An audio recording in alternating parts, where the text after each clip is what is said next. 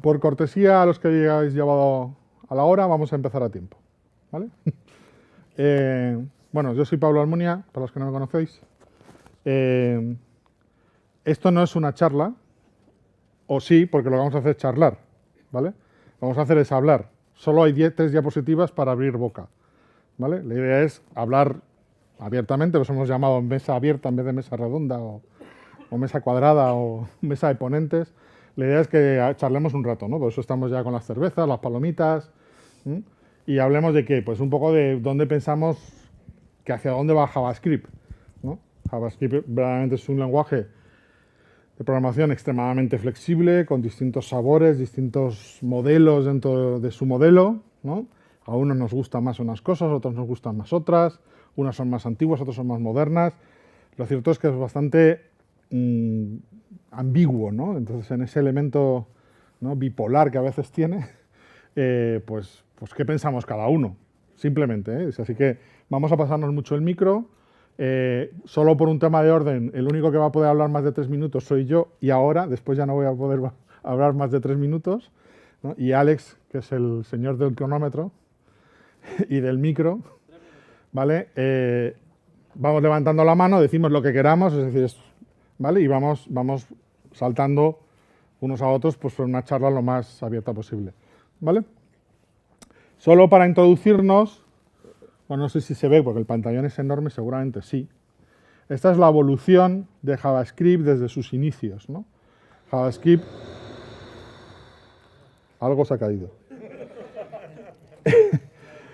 JavaScript como tal nace en el 95, en el 94 sale el browser, el navegador de Netscape. ¿Quiénes recuerdan aquella época razonablemente, no? Qué mayores soy, joder. Lo cierto es que sí fue un cambio radical, ¿no? Es decir, esto que se llamaba el Dynamic HTML, que decía Microsoft, ¿no? ¿Os acordáis del método blink de un string? ¿No? Ponías .blink y le metía tags por delante, ¿no? Y hacía... Eso está totalmente deprecado, ni siquiera existe el tag para hacer blink, ¿no? Las páginas todas hacían blink, ¿no? Y claro, la cosa se fue complicando y la verdad es que... Pero el lenguaje como tal, si nos fijamos desde esa fecha, prácticamente hasta 2008, cambió muy poquito. Se incorporaron algunas cosas, se deprecaron algunas, como estas de los blink y los bolt y todo este tipo de cosas. Sabéis que además entró ECMA, que es una organización de estandarización, le dio el nombre de ECMAScript Script. JavaScript es un nombre propiedad de Netscape, que es el que lo conocemos todos, eso no pasa absolutamente nada. Sabéis que hubo una especificación 4 que nunca llegó a fructificar porque estaba mal parida. Eso yo creo que además produjo un efecto de congelación, ¿no? Es decir, aquí nadie se mueve. Apareció el 5, que sería un poco el abuelo que todos ya podemos usar, es decir, preocuparse de la 5. La 5.1 no tuvo ningún cambio, ¿vale? Es decir, eran cambios de alguna cosa que en el escrito de la especificación habían quedado un poquito confusas, ¿no? Y 5.1 es lo que utiliza Internet Explorer 9, por ejemplo, ¿vale? El 8 creo que le faltaban 2 o 3 cositas, ¿no? Creo que ya no nos encontraremos con Internet Explorer 9. 11, esos muchos todavía, y es una pesadilla, pero es lo que hay. ¿Qué ha pasado? Que hace no mucho, hace 3 años, pues aparece ECMAScript 6 o 2015, tiene que llamar, el nombre oficial es ECMAScript 2015, ¿no? Lo otro es un nombre coloquial que usamos todos, pues que está bien, tampoco pasa nada, que sí produjo un cambio fuerte. Es decir, si veis la retahíla de cosas que se incorporaban en ese momento, fueron un montonazo, ¿no? Es decir, las clases, los proxies, métodos, el Webmack, aparecieron muchísimos elementos, algunos acojonó, ¿no? Es decir, sí parecía además que se producía como una bifurcación entre los programadores, los que se sabían bien el lenguaje y los que solo lo usaban para hacer pequeños efectitos en la web, ¿no? Es decir, si eres un diseñador, pues sí podías manejar con facilidad los argumentos de ECMAScript 5, pero los ECMAScript 6 o 2015 pues resultaban un poco más complejos, ¿no? Requiere un poco más de conocimientos, ¿no? Por lo menos ya no es solamente un recetario de un lenguaje de script. Cada año el TC39 saca una nueva especificación. 2015, 2016, 2017 y 2018. En general con cambios relativamente pequeños los últimos, es decir, no han sido radicales, ¿no? Algún método nuevo. Bueno, ahora sí se van a presentar una serie de cambios fuertes en las expresiones regulares, que aparentemente pues yo no soy muy amigo de ellas, ¿no? Un compañero que dice que cuando resuelves un problema con expresiones regulares tienes dos problemas, el que tenías y las expresiones regulares. Entonces, bueno, las uso alguna vez, pero no soy un forofo, pero parece ser que los que les entusiasman agradecen las nuevas incorporaciones. ¿Vale? ¿Cómo funciona esto del TC39? Bueno, más o menos esto lo conocéis todos. ¿Quién no conoce este modelo de aprobación? Vale, os lo cuento muy rápido. Cualquiera puede presentar una propuesta al comité de estandarización de ECMAScript, el comité se llama TC39, ¿vale? Cualquiera lo presenta y se pone en estado 0. Para pasar a estado 1, que es cuando lo van a discutir por primera vez, tienes que haber sido capaz de convencer a un miembro del TC39 de que sea tu paladín en el combate, ¿no? Entonces tienes que convencer a uno, os voy a decir a quién, además, a quién hay que convencer, para que él defienda, ¿vale? El TC39 se reúne cada 2 meses. Esta semana se ha reunido en Cupertino, en las oficinas de Apple. Luego os enseñaré su agenda y sus actas, porque son muy fáciles de leer, son muy divertidas. En Stage 1 no significa en absoluto que vaya a ser parte del estándar, simplemente significa que lo van a discutir, que le van a dedicar 15 minutos. O sea, exactamente 15 minutos le van a dedicar a eso, ¿no? Entonces, cuando ya pasa a Stage 2, ¿vale? Significa que ya se lo están tomando más en serio, ¿vale? En Stage 2, Babel empieza normalmente lo implementa, ¿no? Ya hay un transpilador que si puede lo transpila. No todo es transpilable. Por ejemplo, los proxies no se pueden transpilar, ¿no? Porque el delete, ¿no? O la creación de una nueva propiedad no se puede capturar por setters y getters, que es lo que tenías en la versión anterior. Entonces, si la funcionalidad no es transpilable, pues no lo es, ¿no? Algunos plugins de Babel lo que hacen es que no casque, ¿no? Simplemente lo oculta, pues para menos si lo metes que no tenga efectos colaterales, ¿vale? Ya cuando está en estado 3, eso significa que, por ejemplo, Chrome es muy común que ya lo incorpore, ¿vale? En estado 2, perdonad, puede cambiar completamente la especificación todavía. Ahora os voy a contar la anécdota de los decoradores. Los decoradores en estado 2 se presentaron hace 2 años y se han vuelto a presentar con una interfaz completamente distinta. Cuando te lanzas a trabajar con estado 2 de algo, te puedes llevar un chasco enorme, ¿no? Porque lo pueden tirar todavía o lo pueden cambiar completamente, ¿no? Que no sé qué es peor, ¿no? En estado 3 ya en general es bastante estable, los cambios suelen ser menores, es decir, pues algo que no queda claro, algo que podría ser un poquito mejor, y en estado 4 eso ya está fijo para que vaya en el siguiente año a estándar, ¿vale? Entonces, si lo fijamos muy rapidito, esto es, todo está repositado en GitHub, ¿vale? Y estos son los que están en estado 3, ¿vale? Ya entrarán el año que viene, ¿eh? Es decir, ya serán 2019. GlobalDis es una chorradica y es que Windows y Process tengan un alias que se llame GlobalDis, para que puedas usarlo en Node y en browser y no tengas que estar, si hay Windows o hay Process. Una mamona. De hecho, si ves el polyfile son 3 líneas, ¿no? Gracias. Por fin, ¿no? El import dinámico, que esto ya es otra historia, ¿no? Sabéis que el import solo puede admitir una cadena, ¿no? Cuando haces import, el nuevo import de ECMAScript 6, y eso es limitante, ¿no? Si quiero que el valor esté en una variable demás pueda jugar con ella, pues no se puede, se va a empezar a poder. Lo que os decía del MASFET, aquí hay varios de expresiones regulares. BigInt es un tipo interno de entero muy grande, ¿no? Sabéis que JavaScript es levemente tipado, pero no significa que no tenga tipos, ¿vale? Y el tipo number son varios tipos, ¿no? Y sabéis todos que cuando se pasa un integer a un float, la cosa se tropieza, ¿no? Entonces lo que están haciendo, cuando estás en números muy grandes en JavaScript ocurren cosas rarísimas, del tipo que un número más 1 es igual al primer número, ¿no? Porque ya no suma más, además depende de la implementación, ni siquiera está muy bien definido. Esto lo que propone es que tenga la posibilidad de ir a BigInt, que es un número muchísimo más grande todavía, y más cosas, ¿vale? Una de las cosas muy chulas es también el tema de tener propiedades que empiezan por cuadradito, que son privadas, luego el cuadradito a mí no me gusta. ¿Os gusta lo del cuadradito para las privadas? Es que no tenían letras. Sí, ¿no? ¿Qué hubierais hecho? ¿Qué hubierais puesto? ¿Un cuál? Private. Private es una palabra reservada. Sí, Javi, venga.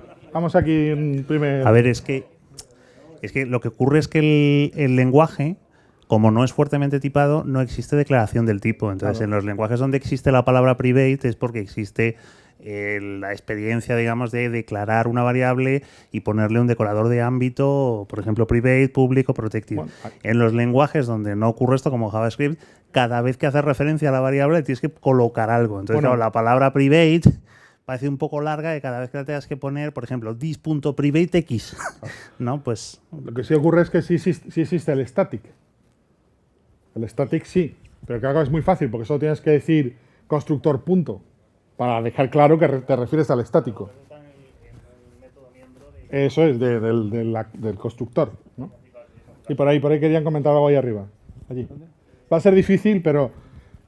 Y si no lo decís con fuerte voz...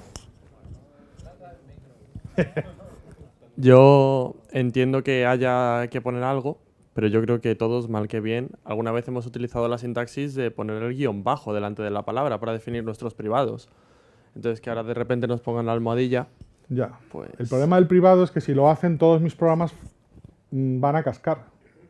Porque ¿cuántos de vosotros no habéis usado un subrayado de una librería como Express o como... Como subrayado, o underscore. Sí, con underscore, empezando por... Yo lo he hecho, sabiendo que me la juego, Vamos, ¿vale? Que la pueden cambiar. Pablo, vamos a... Es que estoy muy mayor. Vamos a cambiar la dinámica. El que quiera hablar, que baje, ¿vale? Vale. Esto.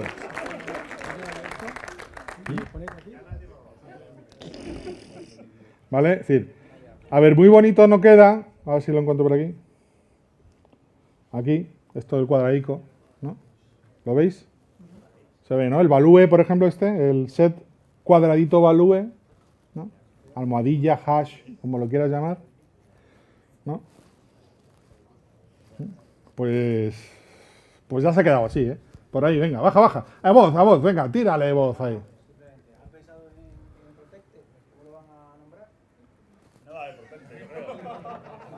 Ya, esa es parte de la discusión. Aquí lo bueno, a ver, yo aquí os recomiendo... A ver, el que ha propuesto, el paladín de esta propuesta, Ahora cuando me canse, tío. ¿vale? Es un buen tipo, ¿vale? Es Daniel Ehrenberg.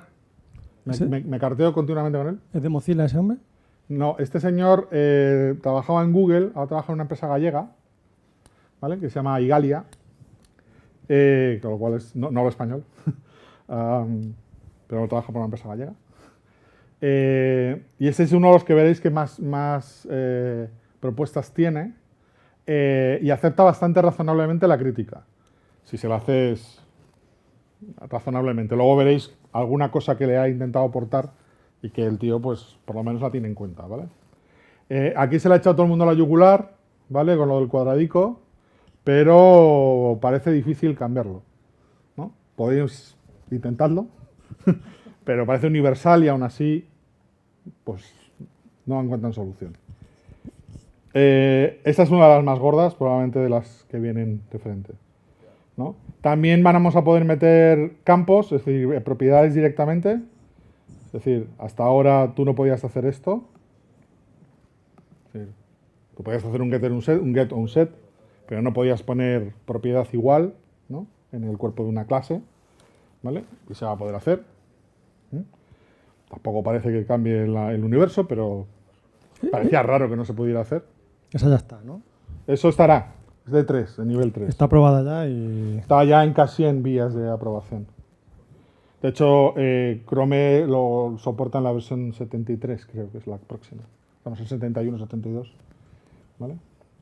Y luego hay cosillas menores, ¿vale? Que va a haber un array flat, que si tienes array anidados los pone todos en un solo nivel. No sé, he vivido toda mi vida sin ello, pero supongo que a alguien le hace falta, ¿no? ¿A alguno le hace falta? ¿Te hace falta? ¡Qué suerte tenéis! ¿No? Ahora ya va a estar dentro del lenguaje. Sí, sí, venga, venga.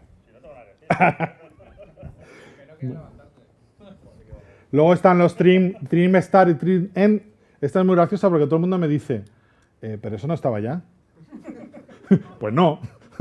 Solo está el trim all, es decir, solo está el trim, ¿no? Pero no por delante o por detrás, ¿no? Pues cosas ridículas estas que le pasan a todos, ¿no? Y bueno, algún otro más. El Stringify, por ejemplo, ahora acepta bien Unicode. Esto normalmente no nos preocupa a los que escribimos en lenguajes latinos, pero si escribes en otros lenguajes, Stringify montaba un pifostio que te mueres con chino, árabe, hebreo, porque empezaba a hacer... No lo hacía bien, ¿vale? Porque la especificación no era clara, ¿vale? Entonces, ahora lo han dejado claro cómo Stringify tiene que pasar un valor escrito en Unicode. Y algunas cosillas... Esta no me acuerdo cuál es. Ah, sí.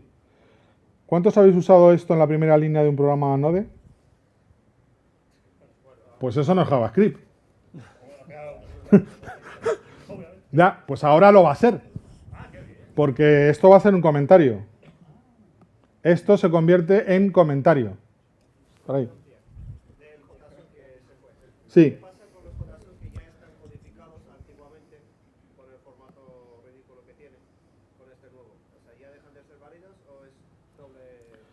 Debería de poderse hacer parse de ellos. Debería. Porque cambian Stringify, pero no cambian parser. Debería. Porque de hecho, si tú lo escribes a mano, funcionan ahora mismo los dos. El problema es cuando haces Stringify, que te lo hace mal. No, mal. Sí, a su manera. Sí, sí, aquí hay varios ejemplos, ¿no? Empieza barra, entonces, encima es códigos de estos largos, lejanos del este. Tú dices tú, pero a ver, mamón, si es Unicode, ¿no? Sí. Deberíamos de saber lo que es el Unicode, ¿no? Pues no, esto no se enteraron. Ese día no fueron a clase. ¿Vale? Pero bueno, esta chorradica es simplemente que ahora estos dos símbolos, es decir, cuadradito admiración, será un comentario. Y el lenguaje lo reconoce. No significa que ahora todos los comentarios se tengan que hacer así. ¿Vale? Que desde que yo os conozco. No, ahora me han dicho en una charla que fui en el Codemotion que ahora los comentarios. No. Esto se hace solo para que esto... ¿Pero es un comentario o una pragma para el...? A ver, es una pragma, para una parte es una pragma para el sistema operativo, para que sepa qué programa ejecutar cuando lo arranca, pero para que los analizadores sintácticos no casquen con esta línea es un comentario. Pero no Desde el punto de vista del lenguaje. Pero no de lo pilla, claro. Porque no, Sí, dice, pues como me lo han puesto todo el mundo, yo miro para otro lado. Pero eso no era parte del lenguaje. Eso es decir, esto es simplemente convertir en legal lo que todo el mundo hacía. ¿No? No pasaba nada, ¿no? Pero bueno, también lo podéis poner en un programa cliente y no cascará. Si esto lo intentas llevar ahora a un navegador, esto casca, claro. Dice, ¿cómo que...? ¿No? Que private admiración, ¿no? Claro. No era la especificación. Bueno, vamos.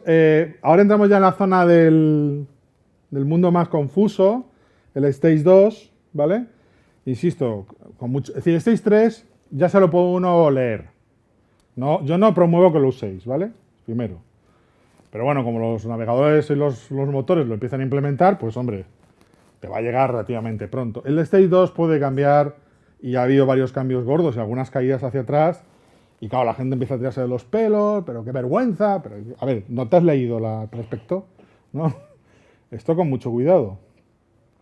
Hay cositas sencillitas como poder poner comas en números enteros, en números muy grandes, ¿no? Poderlos escribir, a ver dónde está, así, con un subrayado, digo yo, underscore, ¿no? Y así poder leerlos mejor. Bueno, simplemente es una parte del literal, ¿eh? Sí, con barra baja, porque es para evitar que medio mundo ponemos, bueno, el mundo entero ponemos punto menos los americanos. Sabéis que los ingleses también ponen igual que los otros, son los gringos los únicos que le han dado la vuelta, ¿no? Pero como ellos han hecho los programas informáticos, pues... Entonces, para discutir underscore. Bueno, pues, a ver, estas cosillas no te cambian la vida, ¿no? Ya. Bueno, este de los decoradores, aquí me vais a permitir un momento sí. ¿Veis ahí? Pone mi nombre.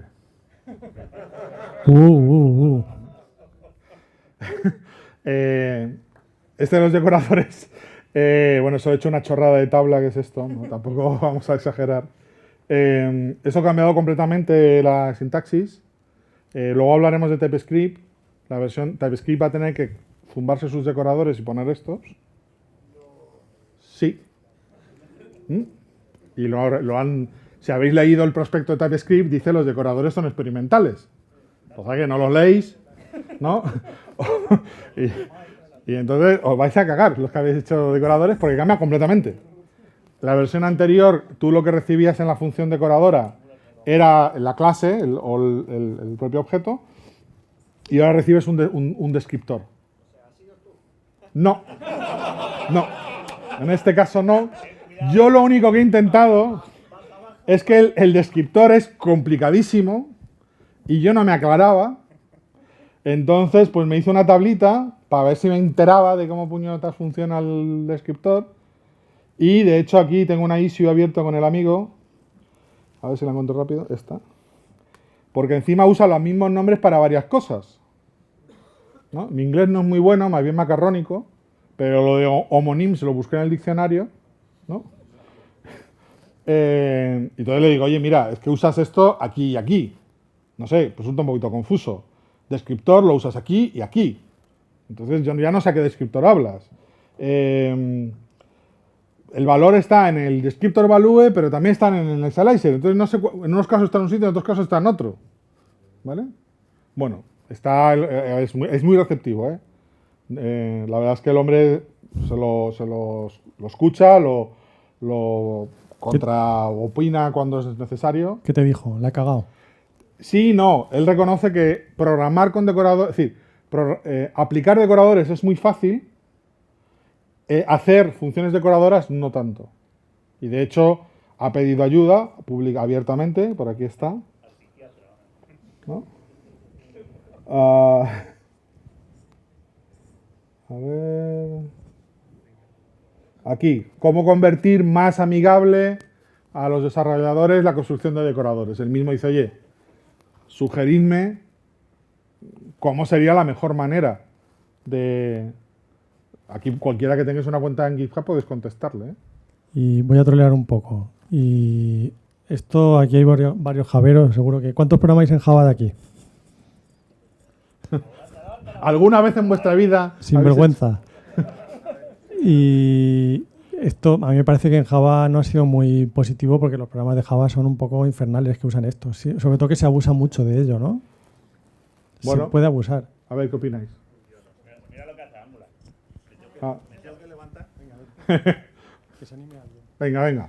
Aquí empieza ya la parte de Bueno, chicha. me voy a levantar porque Para que alguien le haga caso, por lo menos uno. No, a ver, yo no estoy nada de acuerdo, porque creo que esto da pie a un conjunto de arquitecturas nuevas dirigidas por metadatos. Entonces, a mí me apasiona, es verdad que igual soy un poco...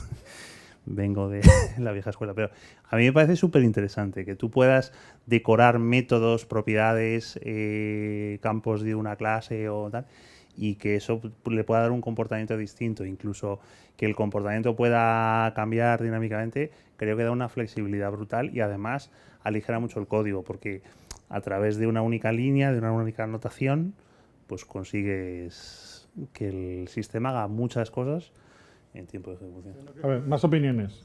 Venga, por aquí. Adrián, venga. Ahora, ve bajando y así más rápido. Que, bueno, la mayoría de todos conocéis mi afición por Angular, pero... Vale, y Angular hace uso y abuso de esto. Concretamente, el año pasado estuve en Múnich, en el JS Congress, en el Deep Track, y tuve la oportunidad de hablar con uno de los responsables de TypeScript, de los decoradores, y ya me dijo esto. Me dijo, Angular la ha cagado. Me lo dijo así. Y la culpa es de Google por utilizar elementos experimentales. Y me estuvo justamente hablando de esto. Pero apoyándome también en lo que decía Javi, qué cómodo es, ¿de acuerdo?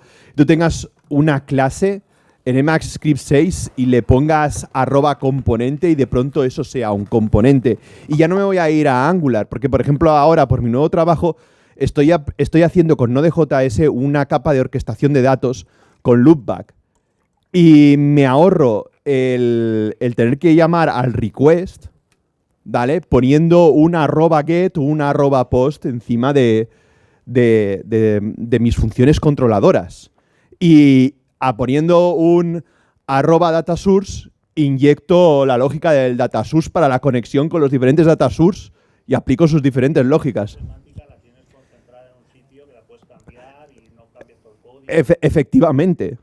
Es decir, esto es lo que se llama un poco programación en aspectos, cuando tenemos una serie de lógicas que son transversales a todas nuestras diferentes clases, en vez de que cada vez que cambie una de esas lógicas tener que ir a buscar todas nuestras clases para modificar esa lógica que no deja de ser boilerplate, lo tenemos concentrado en un único sitio y cambiando en un único sitio, ese cambio se envía y se hace transversal en todo nuestro código. Entonces es un ahorro de tiempo y es una gran ventaja. Está mal hecho ahora. Bueno. Está mal hecho ahora, pero se va a hacer mejor. O sea, la idea es que a este señor le ayude a alguien, por favor. O sea, no son los desarrolladores. Una de las cosas increíbles que tienen los decoradores nuevos es que tú puedes una propiedad convertirla en parte estática, puedes borrarla, puedes cambiar el constructor. Sí, puedes darle la vuelta completamente a la clase, pero la vuelta es que no se parezca en nada a lo que... Porque le has puesto una robita no sé qué por delante, ¿no? Yo venía también un poco por el pánico de estar utilizando Angular para todo. Y para preguntar un poco el cambio que han hecho los decoradores, ya no solo en los que te ofrece Angular, sino en los que te declaras tú propios para tu propio proyecto, ¿cuán costoso va a ser adaptarse a la nueva API? Pues a ver, lo fundamental es que el decorador, el que has hecho tú, ahora recibía la clase y tú ya la tocabas y ahora te recibes un descriptor. El descriptor no es monstruoso, con lo cual solo tienes que tocar al principio de tu función decoradora y si cambiabas el constructor tienes que devolver una función que se llama finisher, que es la que se ejecutará para recibir el constructor. Es un poquito la tosete, pero es más bien mecánico, ¿eh? Nosotros, por ejemplo, hemos cambiado una librería con unos 30 decoradores, más o menos, y ha sido un día. Sí, un día de trabajo. Es decir, que podría habérmelo quitado, pero no ha sido 10 años. Va a ser transparente para los programadores de Angular. Bueno. Creo que Google está trabajando para que a nosotros no nos tenga que afectar demasiado. Que desde un principio planean que sea transparente. Bueno. Eso... A ver, TypeScript... No. Vale, eso es... No, a ver. El pavo de Microsoft me dijo, el de Google la ha cagado. Me dijo... No he TypeScript dejó muy claro desde el principio que esto es experimental y que podrá cambiar y que va a cambiar. Es decir, en enero se espera que los decoradores pasen a estado 3 de los niveles. Cuando eso ocurra, TypeScript lo implementará como especifica JavaScript. TypeScript lo cambia. Y haberse leído esto. Pero ¿cómo sé cuál quieres? A ver, en Babel, por ejemplo, en Babel hay dos plugins. Un plugin que te lo hace la antigua, que se llama Legacy, y un plugin nuevo, que lo hace la nueva. Babel lo puede hacer. De todas maneras, tiene bastante sentido la nueva especificación, porque si bien la anterior era mucho más simple, pues esta es como más canónica, porque lo que te pasa básicamente es un descriptor como el que se utiliza en el property, o sea, en la definición de propiedades y demás, o sea, que está como más alineado con los sabores clásicos de JavaScript, o sea, yo creo que en ese sentido eso llegó para Básicamente vamos a recibir esto que pone kind, element, key, placement, initializer, un descriptor, ¿no? Con si es el value, el get, el set, el britable, el configurable, como las propiedades, y el enumerable. Y retornaremos otro descriptor donde podemos meter nuevas propiedades, donde podemos cambiar un montón de cosas. Y es diferente, pero es muy flexible. Yo perdonad, pero yo cuando mato a un enemigo quiero que se quede muerto. Y cuando declaro una variable estática quiero que se quede estática. No quiero que me la cambie alguien con magia. No me gusta la magia. Pues no pongas el decorador. Pero me lo pone alguien y me cambia todo. ¿Y esto por qué no funciona si pone static? Ah, amigo. Pero eso está muy bien visto, pero no es que... A ver, tú puedes aplicar anotaciones simples. Las anotaciones simplemente te sirven para... Es como un nuevo hook donde tú puedes poner lógica. O sea, una de la lógica que se puede hacer es transformaciones sobre la estructura de la clase, lo que sea. Pero no tiene por qué ser eso. Yo que sé, te puede servir pues para definir... Yo que sé, pues en lugar de definir el... no sé qué API con métodos, pues lo haces con anotaciones. Sí, por ejemplo, si tú quieres que un montón de clases tengan un método debug, pues con un decorador haces que todos lo tengan sin tener que implementarlo en cada caso, ¿no? Alex, una pregunta. Imagínate, en vez de utilizar el decorador, si por ejemplo tienes que tener una conexión en Node con una fuente de datos, ¿vale? Tú te creas una función que lo que hace es te devuelves a esa conexión directamente a tus métodos que acceden a esa fuente de datos, ¿no? Pues, y nada, simplemente llamas a la función y te devuelve la conexión. Pero esto es lo mismo. Solo que en vez de llamar a la función en el cuerpo de la conexión, lo que haces es pones @ nombre del decorador, que es la función que te devuelve la conexión, ¿vale? Si lo pones en el parámetro dentro de la función. Si es lo mismo, es que básicamente es lo mismo, pero llamado de otra manera. Es como si decir, oye, no cambiemos a las clases, llamémoslo todo funciones otra vez. Sí. Pues yo tengo una duda de cuando le pongamos un decorador encima a una clase, si ponemos un export directamente en la declaración de la clase, ¿qué estamos exportando? Eso hay una discusión abierta, esta está abierta, completamente abierta, sobre cómo debe funcionar. Esta es una pregunta que está, insisto, básicamente lo que dices es, haces export, @, ¿no? Entonces, ¿en qué orden se pone? En Babel ahora mismo se puede decidir cuál de las dos quieres para comprobar que tiene más sentido. El tío que lo ha diseñado no lo tiene claro. Está esperando que le digáis. Y la duda también sería, si queremos testear nuestra clase, ¿la testeamos con decorador, sin decorador? ¿El decorador tiene sus propios tests? El decorador debía tener sus propios tests. Entonces deberíamos poder exportar la clase sin decorador. Claro.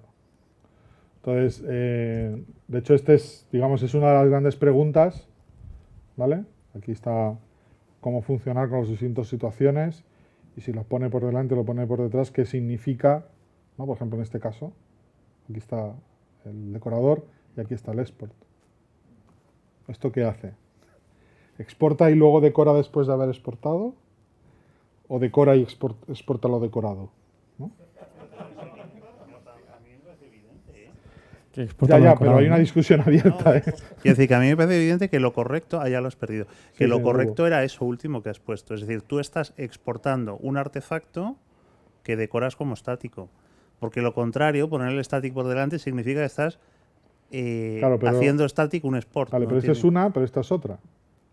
Claro, pero ahí lo que estás decorando es el... O sea, yo esa línea de primera que estás señalando la quitaría, porque lo que estás haciendo ahí es decorar un export. Eso no tiene mucho sentido, porque es una construcción en sintaxis. Lo que sí es decorable es una clase, con lo cual tiene que ir inmediatamente a continuación, según las normas. O sea, a mí me parece bien. Aquí hay una discusión. Conozco la Sí, discusión. va por aquí. Esta es muy bonita. A ver, al final un export no deja de ser un objeto. Cuando haces un módulo export actualmente, que no todavía no es, que no es estándar, ¿no? De que haces un módulo export, lo que exporta siempre es un objeto. Podrías decorar. Pero un objeto no se puede decorar. Ya.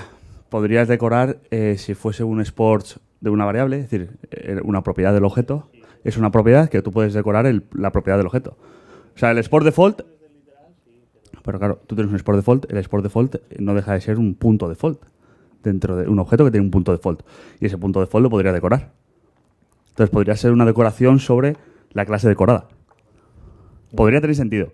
Otra cosa es en qué casos de usos lo vas a tener que usar. Se podría permitir. Lo único que yo sí que estoy contigo. Tendríamos un decorador por la clase. Obviamente.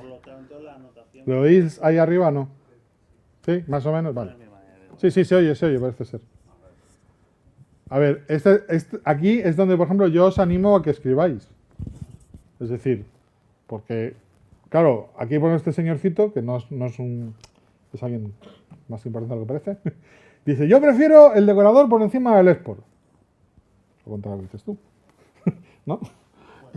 Y como le hagan caso, pues entonces no hacen lo que nos gusta. ¿Vale? Daniel, que es un tipo muy abierto, es el encargado, además, dentro del 1379 de la relación con otros estándares y la relación con la comunidad. Y organiza todos los meses una call donde podéis pedir que os sume para charlar, ¿vale? Porque quieren escuchar a la gente. Es decir, estos se reúnen en... Esto es la agenda de esta semana del TC39, que se ha reunido en Apple, ¿vale? Aquí no podéis asistir si no sois miembros, ¿vale? Si publican todo lo que van a tratar, veis que lo van tachando, ¿no? Cuando ya lo han hecho. Más o menos le dedican muy poquito tiempo a las cosas, ¿eh? Funcionan por caja de tiempo. 10 minutos a esto, 10 minutos a esto, 30 a esto, 15 a esto, ¿no? Seguimos. 15 a... Este no fue, por ejemplo. No se presentó el presentador, ¿vale? Un error que ha habido aquí, un tema con las fechas, ¿no? La RAI prototype SOR, que a ver si lo cambiaban, ¿no? Pim, pim, pim, pim, pim, pim, pim, pim, ¿vale? Por ejemplo, esto es la propuesta de pasar decoradores a estado 3 en la próxima sesión, ¿vale? Publican también las notas, muy cortitas, es decir, no toda la discusión, pero sí. Fulano opina esto, ¿no? Entonces, por ejemplo, os quiero llamar la atención con el cuidado que hay que tener.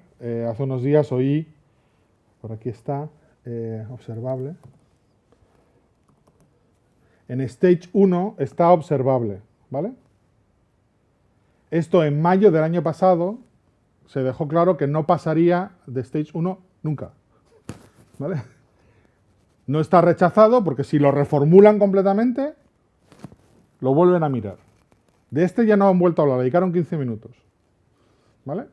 Básicamente, querían que la implementación de RxJS estuviese dentro del lenguaje, ¿no? De los modelos observables, y hubo varios del TC39 que dijeron que eso no. Que el estándar no está para incorporar cosas que están en librerías. Esto es opinable, claro. Otros dirán, no, claro, yo lo que quiero es que lo de mi librería, ¿no? Está en el estándar, ¿no? Pues es bastante difícil de resolver, ¿vale? Sí, yo he leído al Dominic de Nicola, que dice que la mayoría de las veces lo que hacen es intentar darle sentido a las cosas y que trabajen bien juntas, como lo que decís del export y la anotación. que hay muchas cosas que dice esto Como no cuadra, claro, cómo se mezcla, cómo trabajan juntas las cosas. O sea, que ellos van de buena fe e intentan hacerlo lo mejor posible, claro. A ver, sí. Mira, pues dejamos un segundo si lo encuentro, porque es muy cortito de ver.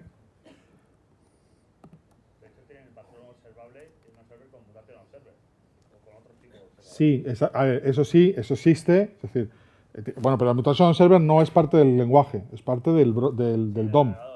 Y están los proxies que te pueden hacer algo similar de observación. Esto era seguir el modelo de que los eventos se rapean en un objeto observable. Dame un segundo, que es que estaba buscándolo por aquí.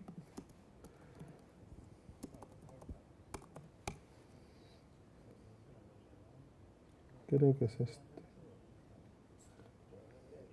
No. Busca observable a lo mejor. No lo voy a encontrar rápido, pero bueno, básicamente había gente que decía, oye, pero es que eso está implementado en Angular de una forma muy buena, y otros decían, es que Angular lo ha implementado mal, ¿no? Es decir, porque es así de literal la conversación, ¿no? Entonces, básicamente se queda en Stage 1. Desde mayo, si veis además esto también es una pista, si te vienes aquí y ves el repo, básicamente desde hace un año no hay ninguna modificación, ¿vale? El que lo propuso, pues ahí voy a decir, pues ya veré si se me ocurre algo para convencerles, ¿no? Entonces el repo de esta especificación no se mueve, ¿no? Hombre, que velas le podéis poner a cualquier santo, pero ¿no? Igual podéis, oye, escribirle y decirle, a ver, venga, vamos a buscar mejores argumentos, quitarle quizás ciertos flavors de un framework concreto, ¿no? Pues están deseando, que de verdad que la gente aporte, que aporte casos de uso. Porque uno de los problemas que tienen mucho, yo he empezado a hablar con ellos por este tema. Pregunté una cosilla que no me enteraba y dicen, ¿y tú por qué te interesa? ¿No? No, porque estamos haciendo una cosa con decoradores. Oye, cuéntanoslo, ¿no? Porque el problema es que, claro, en abstracto, pues claro, salen permutaciones de elementos con todos los elementos, pero ¿esto tiene sentido? ¿No? Por ejemplo, el otro día ¿dejamos que se permita hacer una propiedad estática privada en el constructor que nadie va a poder acceder? Pues por combinación de elementos sí, pero es que eso no es accesible. Claro, entonces algunos decíamos, no, pero tú déjalo, que luego ya veremos si nos sirve para algo. Yo te decía, hombre, pero si no tiene ningún caso de uso, no compliquemos las cosas y para desconcertar al público, ¿no? A ver, si os parece, por avanzar un poquito, ¿quiénes de vosotros usáis TypeScript? Unos cuantos, ¿no? El tipado de TypeScript. ¿Pensáis que va a ser parte del lenguaje o no? No. Debería. Soñamos con ello. A ver, yo casualmente hace 2 años estuve en el Node Summit en San Francisco, que se reunía el TC39 allí, y hubo una mesa redonda después de su reunión que la chica de Microsoft que proponía que los tipos pues salía muy cabizbaja, ¿no? Porque le habían dicho que no. Y además de una forma muy rotunda, en el sentido de no, nunca, ¿no? No, vete a tu casa y piénsatelo, chica, ¿no? Sino, no, nunca. JavaScript es un lenguaje sin tipos, ¿no? Punto. TypeScript es un lenguaje con tipos. Punto. Opcionales, pero tiene tipado, ¿no? A ver. Bueno, yo no sé cómo se pusieron de chulos, pero lo que sí es una evidencia es que palabras reservadas en JavaScript son type e interface. Yo, en fin. Ahí lo dejas. No sé. Eso sí que me preocupa, porque el hecho de que se pongan tipos sonoros parece que hay, bueno, pues es opcional y tal, ¿no? Pero el hecho de usar interfaces, de empezar a usar interfaces, se carga el concepto de duck typing, ¿no? Es decir, que ahora si tú quieres que un objeto sea ejecutable o sea runable, si no tiene el método run, pues se lo metes dinámicamente y ya participa en la colaboración. Entonces puedes hacer el concepto de interfaces parciales, digamos. Le meto lo que necesita en cada caso en un objeto. Pero si la interfaz pasa a ser parte del lenguaje, eso sí que es un cambio cultural fortísimo, porque entonces ahora los objetos tendrán que ajustarse completamente a la interfaz, o no, o no sé.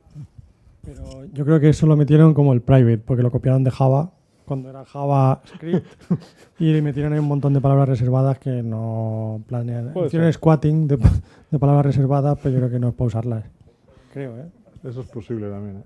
Además, también hay mucho complejo en JavaScript, ¿eh? A ver si un día somos mayores y tenemos que meter esto. Es que nos llaman tipos débiles, macho. Sí. Tipado débil, ¿qué es eso? A ver, los que usáis TypeScript, ¿qué más cosas defenderíais que tendría que incorporarse en JavaScript? Algo que yo veo bastante útil son las opcionales, porque si es verdad que algo que veo muy útil son las opcionales, porque si es verdad que te ayudan rápidamente a determinar si necesitas tener en cuenta que ese valor a lo mejor va a ser indefinido, nulable o lo que sea. O sea, yo lo encuentro bastante útil. Porque es verdad que tengo una relación amor-odio. Empezamos hace poco a usar TypeScript. Tengo una relación amor-odio porque efectivamente no tengo nada de aprecio a las clases ni a las interfaces, pero sin embargo los tipados muchas veces me han ayudado a resolver problemas rápidamente. Entonces, bueno, creo que estaría interesante. ¿Alguna otra idea de TypeScript? Venga. La manera en la que se maneja la herencia en TypeScript es mucho más cómoda que la de JavaScript. Sí, yo creo que se oye, ¿no? Eso, o sea, que la manera en la que se genera la herencia es mucho más cómoda en TypeScript que en ¿Cómo es? Yo JavaScript. no la conozco, sinceramente. Pues simplemente utilizas el extend, no tienes que andar con prototypes, no tienes que utilizar nada. Bueno, como JavaScript. Claro, no, es que ese es un punto muy bonito, es muy interesante. JavaScript y TypeScript están extremadamente pegados, ¿no? Entonces, como TypeScript muchas veces lo implementa antes que JavaScript, ¿no?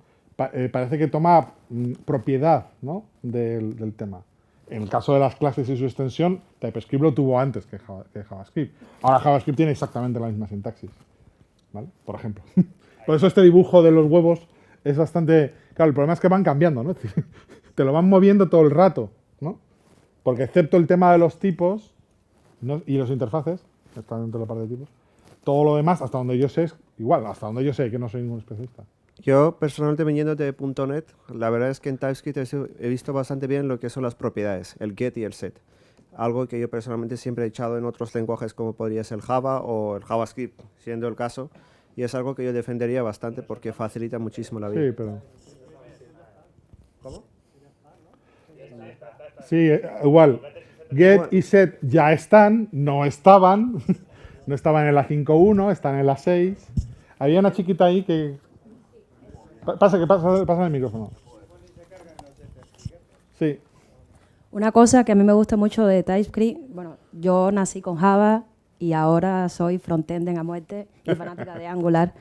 Entonces, una cosa que me gusta mucho es el tema de los generics, porque eso me resuelve muchos casos, cosas que hago, y el generic es una cosa que lo puedo usar solo en lenguajes tipados o TypeScript. En este caso, ¿no podría ser útil? Sí, es verdad. Bueno. Si no tienes un sistema de tipos fuertes, el generic... Claro, es que si no hay tipos, no hay generic. No tiene sentido, pero cuando pero tienen la herencia y tienen las interfaces, ¿qué cuesta poner tipos y extenderlos? El generic es como un tipo, cualquier tipo, un any. Por ejemplo, tienes una diamante, vamos, le puedes decir que es A o B y una tupla B. De tipo A y de tipo B.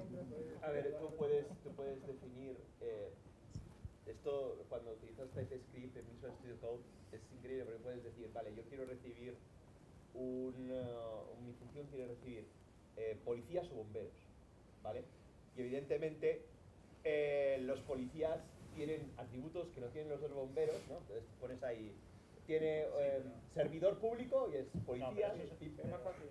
Sí, por ejemplo, si recibes policía, pues sabes que tu función va a retornar un array de policías. Y si recibes bomberos, sabes que va a retornar un array de bomberos. Entonces, claro, en linter lo ves enseguida. Puedes literar el array y saber bien que hay un bombero o un policía.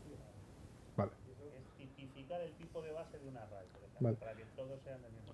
Ese es el ejemplo. Ya. Vale, nos quedan 10 minutos y quería tratar otro contexto, ¿vale? Sí, sí, por supuesto. Aquí estamos hablando de lo que queramos. Venga, eso es. Creo algo así. Venga, y yo os paso en cuanto terminéis vosotros. Yo no voy a hablar de TypeScript ahora, sino porque llevo mucho tiempo sin trabajar con TypeScript, sino yo sí me gustaría tener tipos por dos razones. Uno, en el 90% de los casos de uso de JavaScript con tipos sería bastante más legible, más sostenible, los tipos. Y el segundo punto, y para mí más importante aún, es que los motores tendrían más información para optimizar, es decir, ser monomórficos o el polimorfismo. Si tú coges y dices, tengo un array solo de estos elementos, bueno, en un array, en una lista es más diferente. En un array tengo un tipo concreto, sé lo que me voy a esperar en el siguiente elemento, no tengo que tener que inferirlo. La operación de inferencia es lo que le resta velocidad frente a otros motores como JVM, como... Que JavaScript, uno de los grandes problemas de optimización es la de-optimización. Por ejemplo, cuando en un bucle de repente muta el cargador, el operador, ¿no? Yo iba más o menos por ese sentido, iba a recordar, rompiendo otra lanza con Angular, el AOT de Angular. O sea, el AOT que hace, como tiene los tipos inferidos de TypeScript, hace una compilación del código de TypeScript a un JavaScript ya optimizado en base a esos tipos. Efectivamente. Entonces, el JavaScript resultante de esa compilación de TypeScript es mucho más eficiente que de otra manera. Y eso no lo estamos hablando. Ahí vamos lo siguiente, ¿no? Al menos en el... Ya acabamos, ¿eh? Esto no es un mitad de anguleros anónimos, perdona. Sí, sí, sí. Sí, pero ahora vamos a... A ver, ¿quiénes de vosotros sabéis lo que es WebAssembly? Bueno, yo más o menos, ¿eh? WebAssembly, que no es aparentemente un sistema para escribir, ¿no? Es decir, yo sé Assembler, ¿no? Y programo en Assembler. Entonces, bueno, pues me resulta... ¿Cuántos habéis programado en Assembler alguna vez? ¿No? Alguna vez, ¿vale? Yo lo he hecho profesionalmente y, hombre, no me divertí demasiado. Sí, sí. Bueno, ya os contaré. WebAssembly es que viene muy a colación lo que decíais de transpilar o compilar a JavaScript, ¿no? Es decir, WebAssembly está pensado para ser el lenguaje de destino de una compilación de un lenguaje de mayor nivel, ¿vale? En principio hiperoptimizado, es decir, la optimización es parte de su propia naturaleza, aunque tiene fuertes limitaciones. La principal, que es la que todo el mundo nos venimos abajo, es que no puede hablar con el DOM. ¿Vale? Es un JavaScript de cálculo, digamos, ¿no? Entre comillas, ¿no? Pero sí hay gente que está haciendo pequeñas capitas de JavaScript por encima para hablar con el DOM. Es decir, por ejemplo, Rust. ¿Quiénes conocéis Rust? Sí.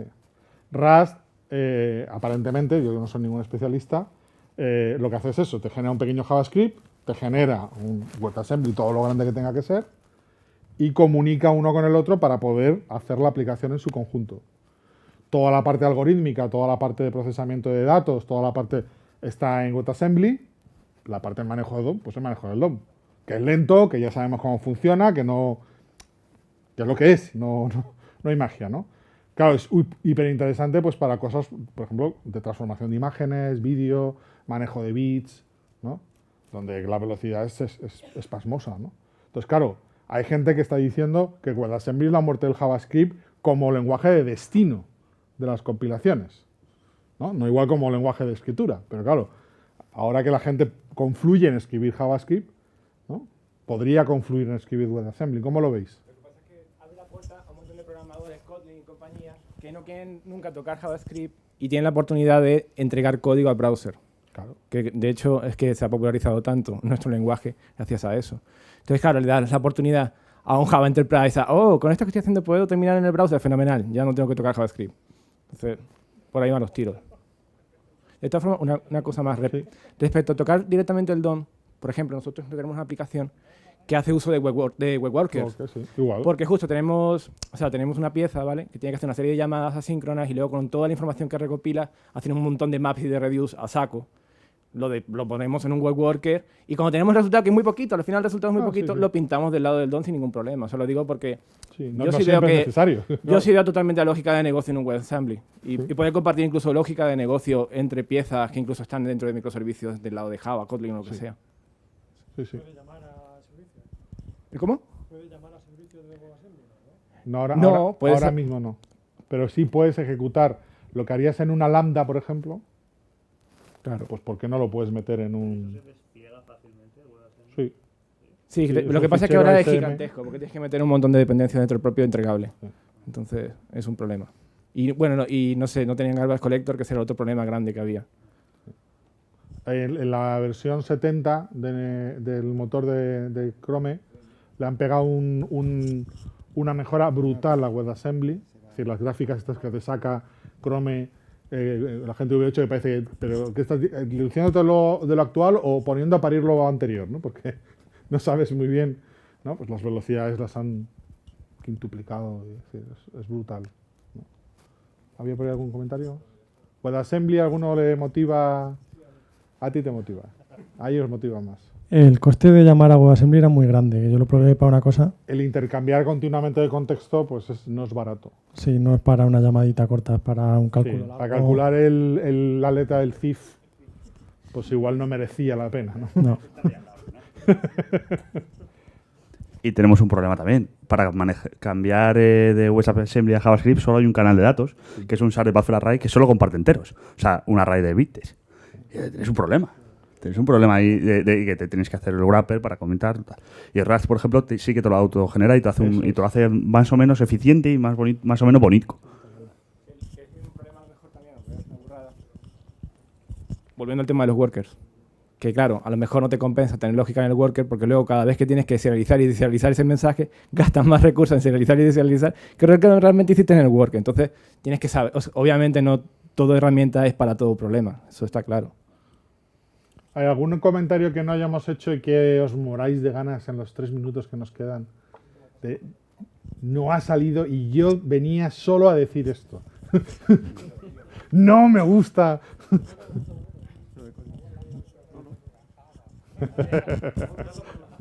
Lo dicen por aquí que lo que no le gustaba es Java, ¿no? ¿Sabéis que no se iba a llamar Java? Que iba a llamar Live Script, pero por un tema de marketing, como Java pitaba, pues le pusieron Java por delante. Ahora ya lo tenemos claro, pero cuando esto empezó, y yo ya me dedicaba a esto profesionalmente, causó un lío tremebundo, ¿eh? Es decir, directores de informática te decían que es lo mismo. Te decía, ya, vale. Sí, sí.